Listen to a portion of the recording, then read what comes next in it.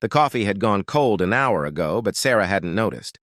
She sat in the corner of the hospital waiting room, her hands wrapped around the paper cup, like it was the only solid thing left in a world that had suddenly turned to water.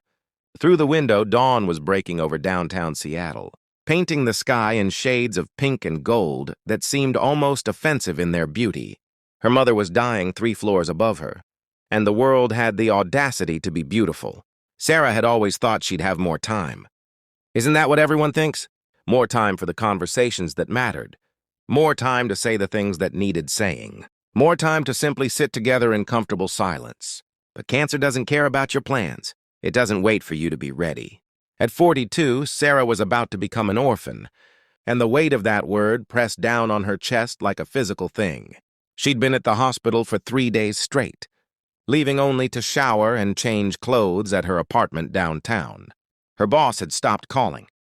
Her friends had stopped texting, except for the occasional thinking of you message that she couldn't bring herself to answer. In this fluorescent-lit limbo, time moved differently. Minutes stretched into hours, hours compressed into moments.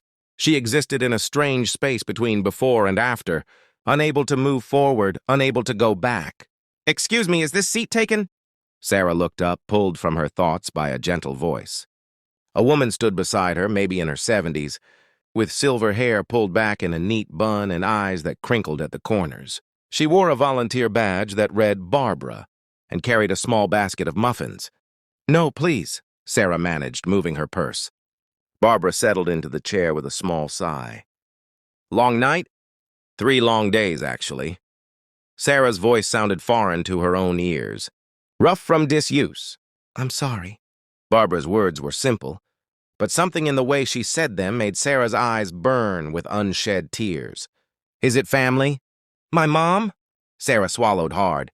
"Stage 4 pancreatic cancer. The doctors say it's just a matter of time now." Barbara reached over and placed her weathered hand on top of Sarah's. The gesture was so unexpectedly kind that Sarah felt something crack inside her chest. A single tear escaped, then another, and suddenly she was crying, in a way she hadn't allowed herself to cry since the diagnosis.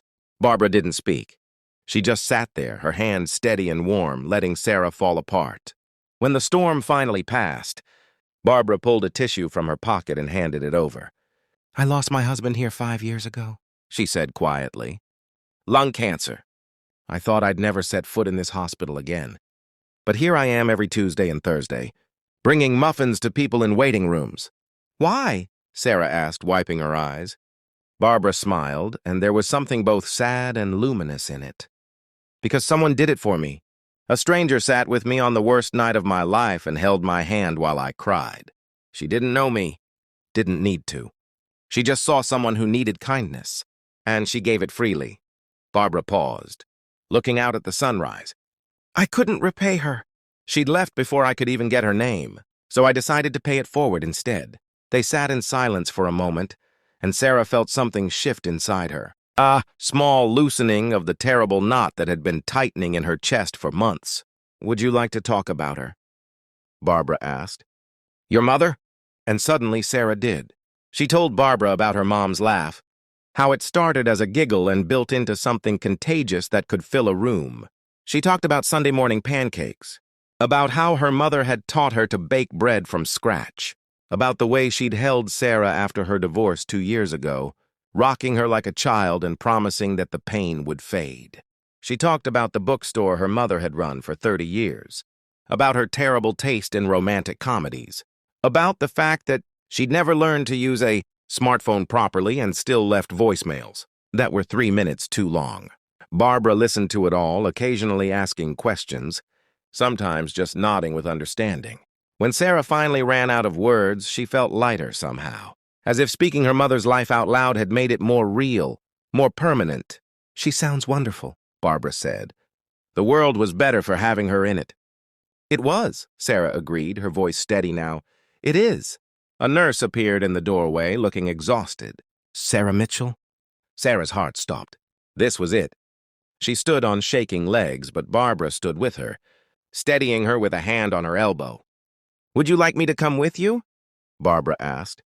Sarah nodded, unable to speak past the lump in her throat. They walked together to the elevator, down the hallway that Sarah had memorized, to room 412. But when they got there, Sarah's mother wasn't dying. She was awake. Actually awake for the first time in 2 days, her eyes clear and focused. "Sarah," her mother whispered, and Sarah rushed to her side. "I'm here, Mom. I'm right here." Her mother's hand found hers, gripped surprisingly strong. "I had the strangest dream," she said, her voice thin but determined. "Your father was there. He said it wasn't time yet. Said I had something left to do." Sarah's father had died when she was 12. 28 years of Christmases and birthdays and graduations he'd missed. But her mother had never remarried, had always said that love like theirs came once in a lifetime. "What did you need to do?" Sarah asked, trying to keep the hope out of her voice. The doctors had been clear. This was terminal. But for this moment, her mother was here, present, lucid. Her mother's eyes found Barbara standing quietly in the doorway. "Who's your friend?" "This is Barbara. She's been keeping me company." "Come here, dear," her mother said, and Barbara approached the bed. Sarah's mother studied her face for a long moment. "You've known loss." It wasn't a question. Barbara nodded. "I have." "Then you understand. Every moment is precious. Every kindness matters." She turned back to Sarah, her eyes bright with tears. "I'm sorry I'm leaving you, sweetheart. I wanted more time. I wanted to see you happy again, to meet the man you'll eventually love, to hold your children if you chose to have them. I wanted to grow old and bothersome and make you roll your eyes at my outdated opinions." "Mom, don't!" "Let me say this. Please." Her mother's grip tightened. "You're going to be okay. Better than okay. You're going to be wonderful. You're going to laugh again, really laugh. The way you did before life got complicated. You're going to love again. And when things get hard, when you feel alone, I need you to remember something." "What?" Sarah whispered. "Kindness is never wasted. Every small act of love ripples outward in ways we can't see. Be kind, Sarah. To yourself, to others, to strangers you'll never see again. That's how we live on. That's how love survives death." The words hung in the air like a blessing. Barbara had tears streaming down her face. Sarah couldn't speak at all, could only nod and squeeze her mother's hand. Her mother lived for 3 more days, 3 precious, unexpected days that the doctors couldn't explain. She was awake for most of it, tired but present. They talked about everything and nothing. Sarah read to her from her favorite books. Barbara came back every afternoon, bringing muffins and stories and the kind of steady presence that felt like grace. On the 3rd day, in the gentle light of early morning, her mother slipped away. Sarah was holding her hand. Barbara was there too, in the chair by the window. It was peaceful as death can be. Her mother's last words were, "Thank you," spoken to no one and everyone. The funeral was simple, held at the bookstore her mother had loved so much. People came from all over the city, strangers who'd had their lives touched, by a kind word or a recommended book or a smile on a difficult day. They told stories Sarah had never heard, revealed kindnesses she'd never known about. Her mother had been quietly generous her entire life, giving without keeping score, loving without conditions. Barbara sat in the front row, and afterward, she helped Sarah organize the reception. They worked together in comfortable silence, setting out food, making coffee, greeting guests. At one point, Sarah found herself standing next to a young woman she didn't recognize. "I'm sorry for your loss," the woman said. "Your mother was special. Did you know her?" Sarah asked. "Not really, but 5 years ago I was in a really dark place. Depressed, broke, convinced the world would be better without me. I went to her bookstore looking for something, though I didn't know what. She spent 3 hours with me, recommending books, making tea, just listening. She gave me her personal phone number and made me promise to call if I needed to talk. I thought it was strange at the time, but I kept that number. Called it once, in the middle of the night when things got really bad. She answered. Stayed on the phone with me until dawn. The woman's eyes were bright with tears. She saved my life. I just wanted you to know that." Sarah watched her walk away, and something clicked into place. This was what her mother had meant. This was the ripple effect of kindness, spreading outward in ways you never see, touching lives in moments you'll never know about. 6 months later, Sarah made a decision. She kept her mother's bookstore open, but she added something new. Every Thursday afternoon, she hosted a gathering for anyone who needed it. People came to talk, to read, to simply sit in companionship. Barbara helped her, bringing her famous muffins. Others joined them, people who'd been helped and wanted to help in turn. They called it her because that's what Sarah's mother had always been to so many people. Not a name, not a title, just her. The woman who'd been there. The woman who'd cared.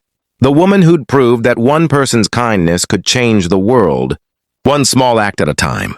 And on difficult days, when Sarah felt the weight of her mother's absence like a physical ache, she thought about Barbara's hand on hers in that waiting room. She thought about her mother's last words.